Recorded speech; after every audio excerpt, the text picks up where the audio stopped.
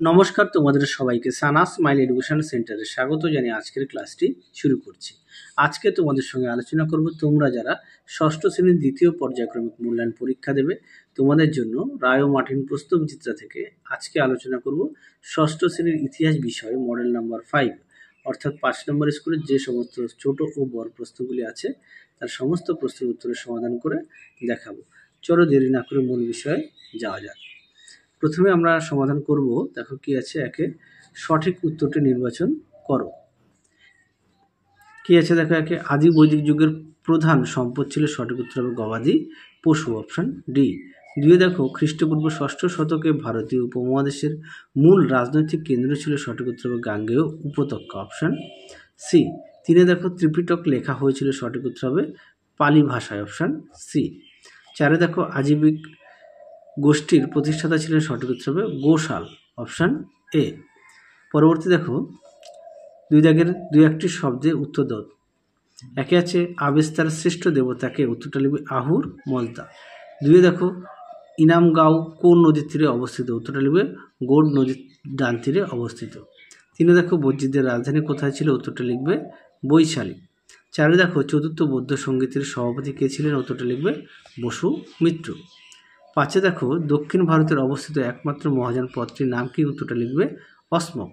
ছয়ে দেখো গুপ্ত আমলে প্রদেশের শাসনভার থাকতো কাদের উপর, উত্তরটা লিখবে গুপ্ত রাজপুত্রদের হাতে। আরও একবার বলি উত্তরটা লিখবে, দেখো এখানে দিয়ে দিয়েছি গুপ্ত রাজপুত্রদের হাতে।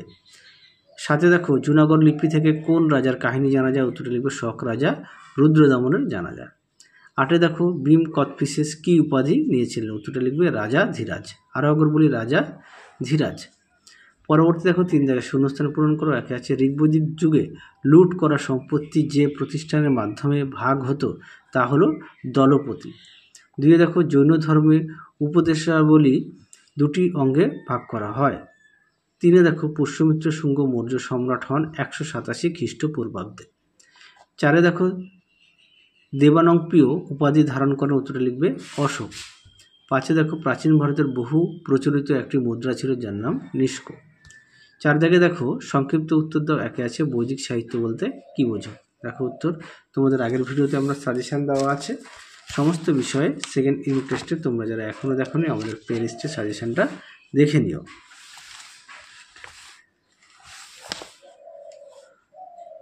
দেখে নাও প্রশ্নের উত্তরটি। বৈদিক সাহিত্য সুন্দর করে দেওয়া আছে, তোমরা ওইভাবে পয়েন্ট দিয়ে লিখবে, তাহলে দেখবে নাম্বারটা ভালো পাবে। পরবর্তী প্রশ্ন দেখো 2 দাগের এলাহাবাদ প্রশস্তি থেকে কি জানা যায়। এটা তোমাদের পাঠ্য বই থেকে দেখাবো। দেখে নাও পাঠ্য বই থেকে এলাহাবাদ প্রশস্তি সুন্দর করে দেওয়া আছে, ছকের মধ্যে টুকরো কথার মধ্যে দেওয়া আছে, পেজ নাম্বার 92। পরবর্তী দেখো জৈন ধর্মের ত্রিরত্ন কি। দেখো উত্তর, দেখে নাও উত্তরটি এখান থেকে এই পর্যন্ত লিখবে। পরবর্তী প্রশ্ন দেখো 4 আর্য সত্য কি। দেখো উত্তর, দেখে নাও আর্য সত্য এখান থেকে এই পর্যন্ত লিখবে, এখান থেকে এই পর্যন্ত লিখবে। পরবর্তী প্রশ্ন দেখো 10 রাজার যুদ্ধ বলতে কি বোঝো। দেখে নাও উত্তর পাঠ্য বই থেকে দেখাবো। দেখে নাও 10 রাজার যুদ্ধ সুন্দর করে দেওয়া আছে, পাঠ্য বইতে পেজ নাম্বার হচ্ছে 51। পরবর্তী দেখো 5 দাগের প্রদত্ত প্রশ্নের উত্তর দাও। প্রশ্নমান 3 সাতবাহন প্রশাসন কেমনভাবে চলতো। দেখো উত্তর, দেখে নাও প্রশ্নের উত্তর তোমরা এখান থেকে এই পর্যন্ত লিখবে।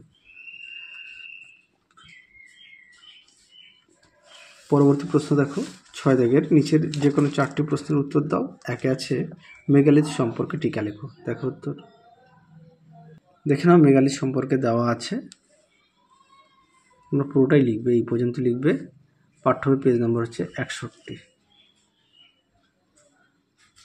পরবর্তী দেখো 2 দাগের মৌর্য আমলে প্রশাসন ও রাজস্ব ব্যবস্থার সংক্ষিপ্ত পরিচয় দেওয়া। চলো প্রথমে প্রশাসনটা দেখাই।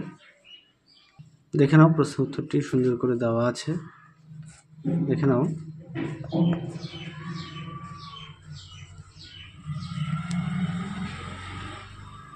পরবর্তী ছিল রাজস্ব ব্যবস্থার সংক্ষিপ্ত পরিচয় দাও। দেখো, দেখে নাও প্রশ্ন উত্তর রাজস্ব ব্যবস্থার, এখান থেকে এই পর্যন্ত লিখবে। পরবর্তী প্রশ্ন দেখো কি আছে 3 দাগের, সাম্রাজ্যবাদী শক্তি হিসেবে মগধের সাফল্যের কারণ কি ছিল? খুব গুরুত্বপূর্ণ প্রশ্ন, প্রশ্নটি খুব আসে পরীক্ষায়। দেখো উত্তর, দেখে নাও প্রশ্ন উত্তরটি, তোমরা পাঠ্যবই থেকে একটু দেখে নিও। 4 দেখো, ঋগ্বৈদিক যুগে অর্থনৈতিক অবস্থার সংক্ষিপ্ত পরিচয় দাও। দেখো উত্তর, দেখে নাও প্রশ্ন উত্তরটি,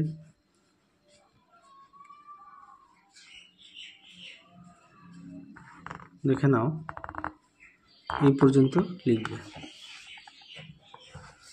পরবর্তী প্রশ্ন দেখো, শাসক হিসেবে হর্ষবর্ধন কৃতিত্ব আলোচনা করো। দেখো প্রশ্ন উত্তর, দেখে নাও প্রশ্ন উত্তরটি সুন্দর করে দেওয়া আছে, দেখে নাও, এই পর্যন্ত লিখবে। তাহলে চলো আজকের মতো এখানেই সমাপ্ত করছি, আবার দেখা হবে খুব শীঘ্রই তোমাদের পরবর্তী ভিডিওতে। তোমরা সবাই সুস্থ থেকো, ভালো থেকো, আজকের মতো টাটা।